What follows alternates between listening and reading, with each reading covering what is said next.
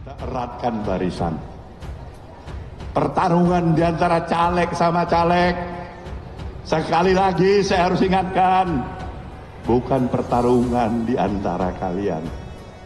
Kalian bertarung dengan caleg lain. Ingat? Ingat pesan saya?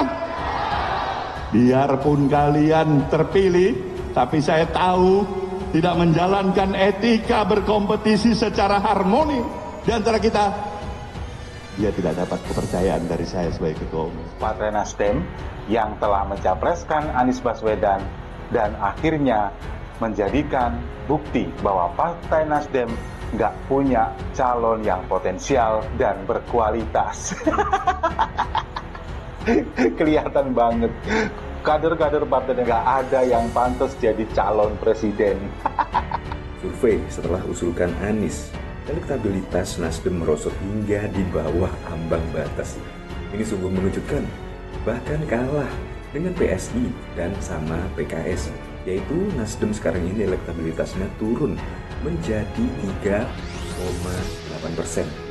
Bahkan PSI saja meraih 5 sekian persen. Tentunya kehadiran Anies di Partai Nasdem ini bukannya membuat Nasdem semakin bersinar, malah semakin anjlok.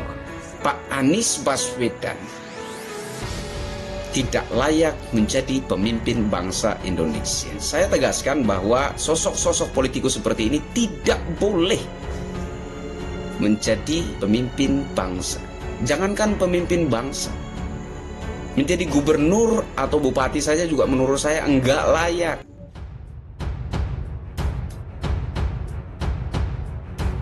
Capreskan Anies Baswedan, Nasdem tabuh genderang perang dengan PDIP. Deklarasi Anies Baswedan sebagai bakal calon presiden dinilai langkah politik Partai Nasdem untuk memulai genderang perang dengan calon dari partai lainnya.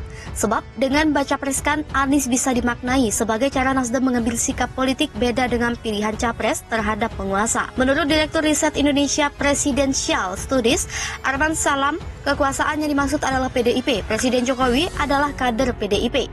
Pengamatan Arman dalam konteks politik memang terkesan Jokowi mampu mengatasi tekanan PDIP sebagai presiden. Namun demikian banyak fakta intervensi PDIP yang begitu kuat atas berbagai kebijakan strategis pemerintahan. Dalam pandangan Arman, saat ini Presiden Jokowi harus lihai bersikap sebagai presiden atau kepala negara. Zulfan Lindan ungkap awal mula penonaktifkan dirinya dari Nasdem, saya di WA katanya Palo marah. Politikus Partai Nasdem Zulfan Lindan merespon atas penonaktifan dirinya dari kepengurusan DPP Nasdem. Zulfan mengatakan penonaktifan itu bermula ketika dirinya dikabari Sekjen Nasdem, Joni Plate, bahwa Ketua Umum Surya Paloh marah atas pernyataannya. Adapun pernyataan yang dimaksud yakni Gubernur DKI Jakarta Anies Baswedan sebagai antitesis Presiden Joko Widodo. Zulfan lantas mengirimkan pernyataan lengkapnya kepada Joni soal Anies antitesis Jokowi.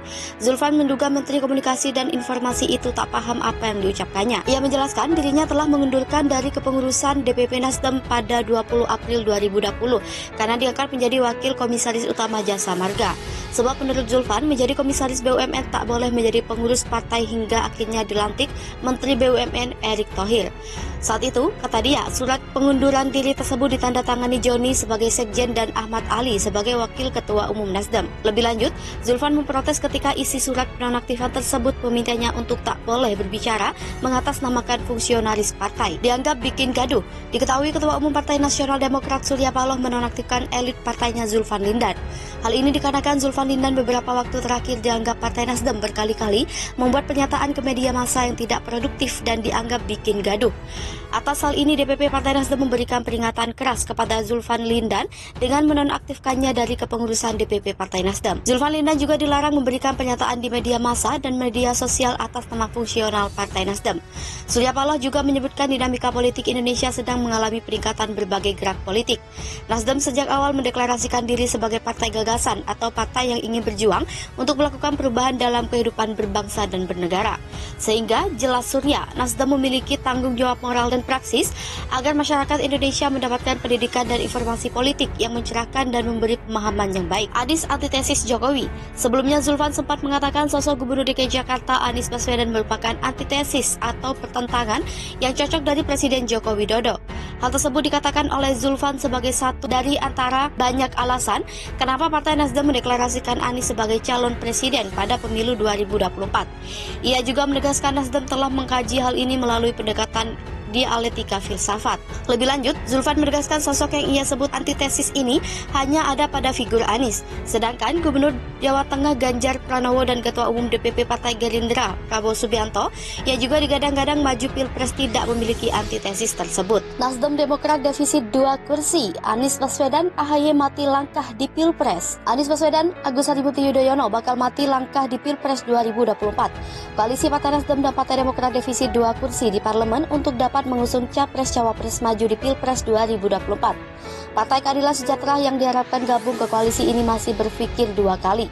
Bahkan muncul spekulasi PKS gabung Koalisi Indonesia Bersatu untuk Pilpres 2024. Potensi 3 poros pada Pilpres 2024 yakni Poros 1, PDIP 128 kursi, Poros 2, Koalisi Gerindra PKB, Gerindra 78 kursi, PKB 58 kursi, total 136 kursi, Poros 3, Koalisi Indonesia Bersatu, Golkar 85 kursi, PKS 50 kursi, PAN 44 kursi, PPP 19 kursi, total 198 kursi.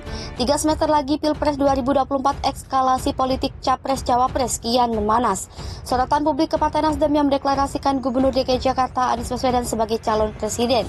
Ketua Dewan Pembina Laskar Ganjar Puan Muhtar Muhammad menilai langkah Nasdem yang telah mendeklarasikan Capres 2024 penuh dengan resiko.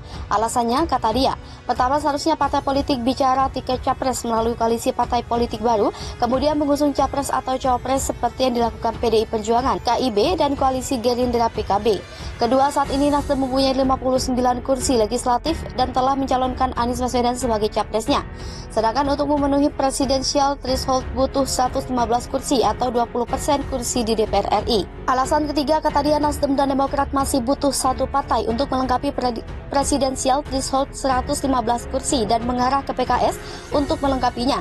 Alasan keempat menurut Muhtar, Pilpres 2024 kali dilaksanakan bersama dengan pemilu legislatif 2024 pada 14 Februari 2024. Sebuah konsultan politik membenarkan faktor efek ekor jas, capres atau cawapres akan dominan mempengaruhi perolehan kursi di Pileg atau kursi di DPRD atau DPRD. Kelima, bisa untuk PKS ini mengarah untuk bergabung dengan Koalisi Indonesia Bersatu atau KIB dengan kalkulasi suara Golkar 85 kursi, PAN 44 kursi, PPP 19 kursi dan PKS 50 kursi sehingga total 198 kursi. 6, kata Muhtar, langkah pemerintah Jokowi jika melakukan reshuffle kabinet dari 3 Nasdem yakni Menteri Pertanian, Menteri Kominfo dan Menteri Kehutanan LH, maka formasi kabinet bisa saja memberikan warna baru. Dia mencontohkan PAN bisa mendapatkan tambahan jatah menteri di kabinet. Selain Menteri Perdagangan, maka PAN bisa ditambah jatah Menteri Kehutanan LH, atau PPP selain Menteri Bappenas ditambah Menteri Agama. Dari peta politik tersebut, Muhtar Muhammad berpendapat dinamika konfigurasi politik bisa 3 poros. Dengan demikian, kata Muhtar, Nasdem dan Demokrat berpotensi jadi penonton di Pilpres 2024. Lebih jauh, dia menyebutkan konfigurasi 3 poros ini dalam politik aliran tidak akan tumbuh lagi di Indonesia dan black campaign maupun negatif campaign yang bermuara ke perpecahan bangsa bisa dihindari.